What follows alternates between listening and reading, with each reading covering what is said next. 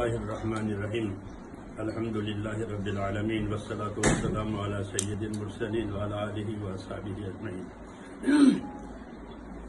میرے بھائیوں، میں ابراہیم دیولا سے بول رہا ہوں۔ میری عرض یہ ہے کہ آج کل جو حالات چل رہے ہیں کورونا وائرس کے، اس کی وجہ سے ہماری ذمہ داری یہ ہے کہ ہم اپنے آپ کو ایک تو حکومت کے قانون کے پورے پابند رکھیں، اور جیسے حکومت کی ہدایت ہے کہ زیادہ مجمع جمع نہ ہو، افطاری کے موقع پر بھی دوسرے موقع پر بھی،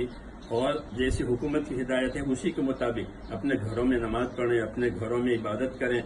غرض یہ کہ جیسے ہم کو ہدایت دی گئی ہے اسی کے مطابق پورے رمضان کو اچھی طرح ادا کریں، رمضان کے اعمال کو بھی اچھی طرح کریں، اپنی عبادت، قرآن پاک کی تلاوت، اللہ تعالیٰ سے دعائیں،